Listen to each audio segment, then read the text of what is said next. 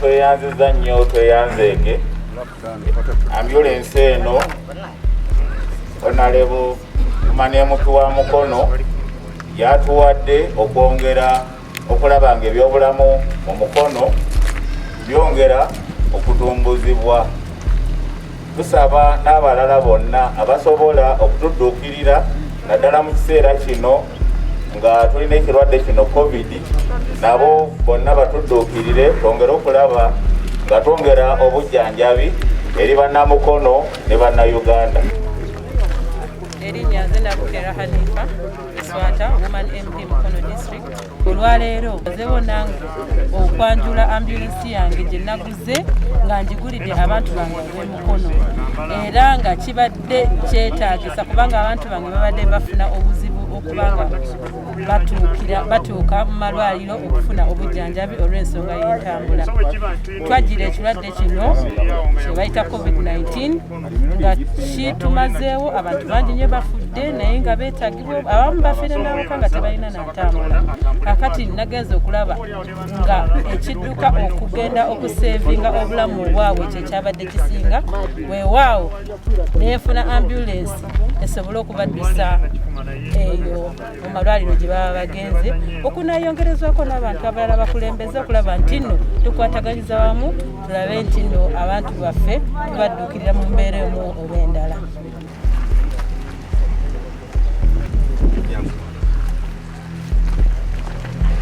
Ekigambo kya ambulance kino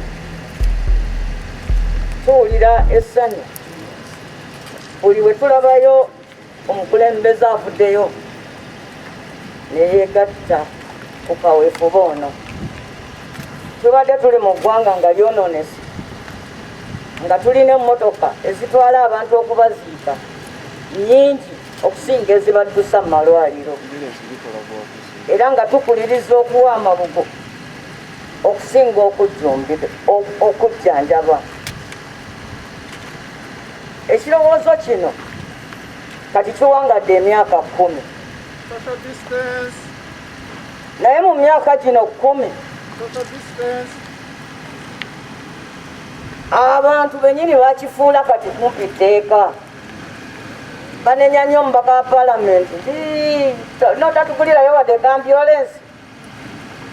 Nze nga mmanyi ensonga eno y'ambulance, mmanyi obuvunaanyizibwa omubaka waffe bwe yeetisse, era mmanyi okweresa kwayiseemu okubanga tulina ambulance eno wamu.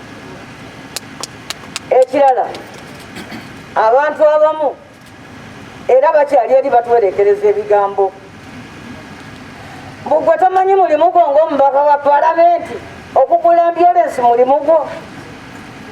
Ekyamazima tumanyi bulungi nnyo omulimu gwaffe nti gwagenda kutuula mu paalamenti ne tuyisa amateeka n'ebiragiro ne tukola poliisi ennungi eri eggwanga lyaffe, era twakikola dda. Bw'osoma Local Government Act, paalamenti yassaawo dda etteeka nti ku buli LC4 wateekwa okubaawo ambulance on call 24 hours. Eyo ye poliisi nti ng'omuntu akuba essimu ne bajja ne bamunona. Ekyo twakiteeka dda mu mateeka, kiri mu Local Government Act. Naye bassebo ne banyawo kubanga tetuli mu mbeera ya bulijjo, era twesanga ebirundu egimu tukoze ebitali bya bulijjo. Onakuwala buli kaseera okubeera mu bakaaba nga bano bakulonze naye naawe ng'ogenze kubeegattako mukole lamentation. Ekituufu tukimanyi, twayisa dda mu paalamenti nga twagala gavumenti ekwate ebitundu 15 ku buli siringi 10 eggwanga lye kifuna zigende ku byabulamu. Ekyo twakiyisa dda ne tugenda n'Abuja eyo ne tusayininga endagaano. Amawanga ag'omukago nga gagamba tuzzeeyo buli omu ewuwe ebitundu 15 ebya bajeti ekitono ennyo bye biba bigenda ku byobulamu. Naye bwe mukomawo banamu abateeka okussa mu nkola ekyo ne bazinga emikono. Tweyisa mu ngeri yakwesigula nga Uganda.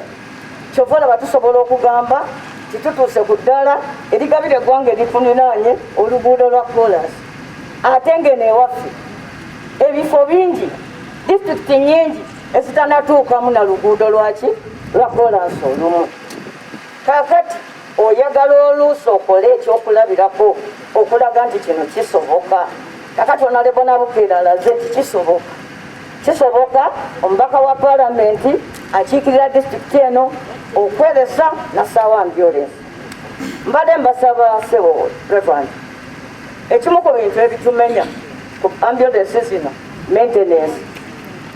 maintenance okusasula omuntu ayewaddeyo okugivuga okusasulira services buli myezi 3 ekitono ennyo ambulance eba yeetaaga breaks mpya buli myezi emeka ekyo kyekitono ennyo naye emirundi egimu kumpi buli mwezi olw'okuba tuvugira mu kkubo abantu bangi tebannapiika kuwa ambulance kitiibwa buli kaseera ono ali ku misinde ate bwasiba ate bwasimbula olw'obulamu obuli obutiisibwatiisibwa nti butwalibwa kakati osanga nga ambulance emirundi mingi eba yeetaaga okuteekamu breaks ekintu ekirala kyekiri kyensoose okusasula badereva n'okubayigiriza ti ambulance yabendi nga bagikwasiza leka genda nawe gipakinga ku bbaala tolina gweoyambye kino twakyesalira ffeka leka kwegayiriza bantu naye nze njagala kwebaza abantu ababadde bavuga ambulance wano era bagenda okwongera ozirabirira abakulemberwa Sheikh Kaiwa olaba nga babadde n'okweresa bangi okwenjawulo tewaliwo sente zimala kusasula muntu akola mulimu guno ekiro mutumbi azukuka oba sekukulu oba idi nga waali abalwadde abamu betutwala baba bazirise nga tosobola namugamba nti bakuzaalawa jijukira omulundi gumu emotoka yatomera omuwala okuba ebugerere ku Easter baali bava ku Festino mu motoka za mpaka nemukutula okugulu netwamuteeka mu motoka netumutwala emulago nga tetulaba ku baluganda omulenzi oyo namugera n'atuula mu ddwaliro ng'ajjanjaba omuwala ono paka weyadde engulu alyoka atubulire nti abewaffe bebagundi ne bagundi ekiseera kyatuuka nga tulina n'okusalawo okumusayiningira bamutemeko okugulu naye nga ye azirise paka nagamba namugera nti sayininga ye Katonda ow'ekisayi mujulizi waffe amanyi siffe twamukoonye ate kino eky'okumugyako okugulu kwe bw'alidde engulu tulimubuulira nti twakikola kutaasa bulamu obungi ekyennaku omuwala ono Katonda yamuyamba nadda engulu era Katonda yatuyamba n'emmotoka eyamutoomera oluvannyuma ne tugikwata bwe yatuula okwogera na bano ne bamugamba tugujja kuwa miliyoni 4 fe ne tumugamba nti bakuwadde entono bazongereko twagenda okumulira nga ali mu lukiiko lw'abamawulire mugambe enamboze ajja ebyobufuzi bye mu nsonga zange nze nategeraganye n'abantu bano nabo bantomera tebagenderedde kale yatuvumamu ebigambo bingi nga byawutasiima naye ffe tumanyi nti tetukolerera ye omuntu tukolerera Mukama Katonda waffe n'obwesigwa obwawamu bwe mwatukola ki bwe mwatukwasa so Honorable Webale nsonyambye puresha kati egenda kunkenderakoko mbadde mbeera wano ng'obula ne muno we mwekuba akaama owuli ebintu ebirabikanga ebitono bakansala namwe musobola okweyungako ku mulimu guno eno emmotoka buli wetwala omuntu eteekwa okwozebwa kuba bw'otaakolebwa otyo ojja kufuuka ate asaasaanya buki bulwadde etaaga saavisi buli mwezi mazima kirekera MP eka kyenva nsaba kati eno ya disitulikiti sebo nga mutudde n'olukiiko lwa disitulikiti mulabe butya bwe musobola okukwatizaako omubaka purojekiti eno esobole okutuganyola mmwe temumanyi bannange bintu ki ebyomuwendo bye tusobola okukola singa tetufaayo ani agenda okutekinga credit.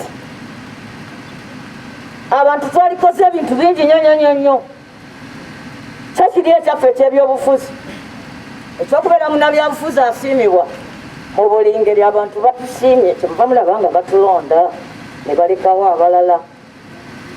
Era mbasaba ffe abatoola tuleme okuwuliriza ebigambo tuli tubadde tunagula ambyolesi nga abantu batuvuma lwabutagula ambyolesi. Kati twaziguze abantu bayomba lwakuzigula nga batubuza ogwo mulimu gwammwe naffe tumanyi si gwaffe. Kyova olaba tolina gyosobola kumpaabira nga sigiguze naye naffe tugambye katugezeeko tuwooko tatooka. Kati kyensembyayo sebo dokita abalwadde tubakuŋŋaanyiza abalwadde tubaleese naye mu malwaliro gye tubaleeta mutuyambe namwe mutandikire awo. Nawulidde okwemulugunya okw'amaanyi nga basawo bagamba lwaki tubawoogerako nti babbi. Omulyamamba abeera omu n'avumaganya ekiki ekika.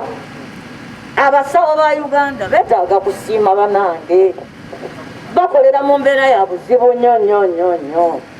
Era kakati ono dokita aliwo wano ku lwa banne nsaba tumugubireko ku ngalo bategeere nti tusiima.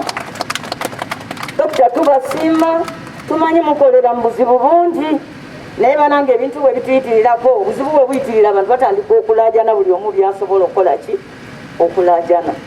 Era ye wamwe bwebaayo bitagenda bulungi era ffe bannabyabufuzi tetuba tubireeseeyo naye nga mmwe baaba abasawo beewaddeyo. Oluusi ngenda nentunula waliwo ekiro ekimu lwensituka neŋŋenda ku Mukono kati hospital okulaba abakyala abazaala ne bannange otuuka ekiseera ng'oyagala nakugwa wansi ensisi omukazi alina abantu basatu bonna baluma omulundi gumu bwajjamu gilavusi zino bwayambala ziri asobole bonna okubazaalisa. Kati enkiera bwe mukeera ne mubaga nti abo babbi aggwamu buki amaanyi.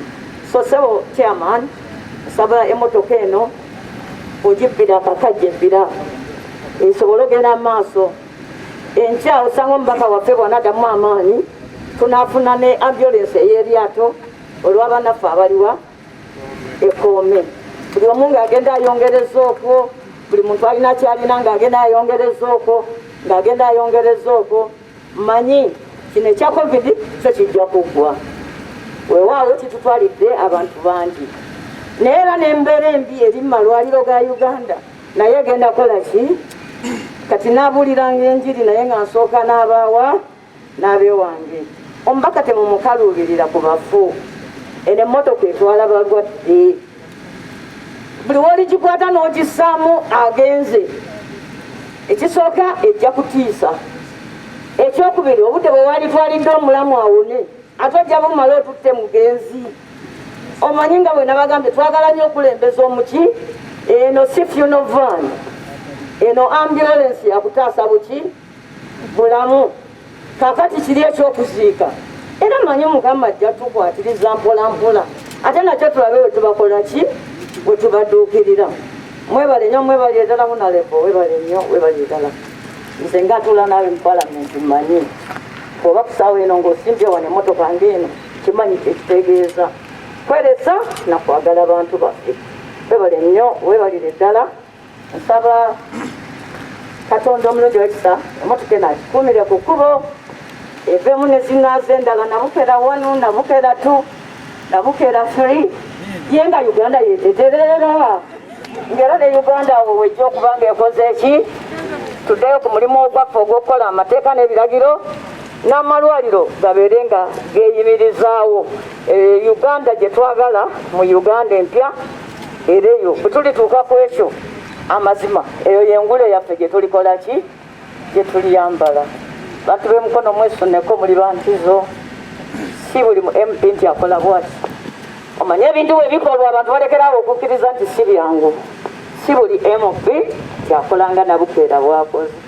Webale nnyo webale ddala ka honorable katwongere okusabira naye ebirala byonna mbadde nsaba ennaku zino tubimma amazzi tusooke tumale okufaafaagana n'obulwadde COVID buno.